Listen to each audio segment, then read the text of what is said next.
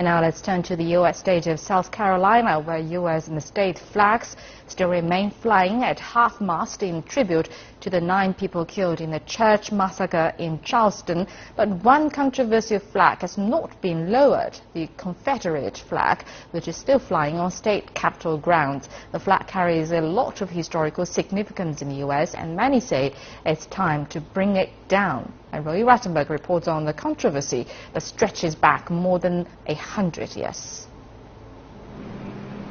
It's been dubbed the Stars and Bars, blue stripes dividing red triangles, dating back to an America that once legally separated blacks from whites. To many, the flag is a symbol of Southern heritage. To others, a reminder of hate. In 2000, it was removed from the dome of South Carolina's state capitol building, instead hoisted over a nearby memorial for Confederate soldiers. A 2/3 vote by the state's General Assembly would be required to remove it, which is exactly what people like Bakari Sellers want. How can you do such good work and want to represent all people and be so compassionate, but disregard the cares when it comes to the despair and hate that flag means to so many of us?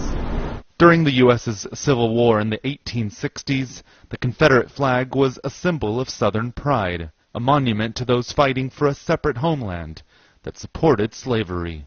It was embraced 100 years later by white supremacists who terrorized black citizens during the Civil Rights Movement, and again last Wednesday by a young white man who allegedly shot and killed 9 black worshippers at a historic church in Charleston. It's just very unfortunate that there are those who are attempting to exploit this great tragedy that we've had here in South Carolina and make some connection to the soldier's flag on a Confederate soldier's monument. But for some, the state's troubled racial divide isn't confined to the history books.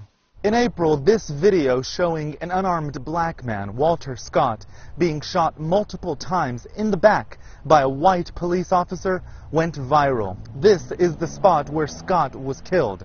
The officer was charged with murder. Local residents say the real reason Scott died was because he was black. For some, the Confederate flag represents an underlying issue, lingering racism. People are going to be what they want to be. So if you're wearing a certain t-shirt or you got a flag by your house, you know, that's not going to make you do whatever you can do. Because you can not have the flag and still be just as racist. Changing the flag, he says, won't make a difference. Changing people will. Roy Rattenberg, CCTV in South Carolina.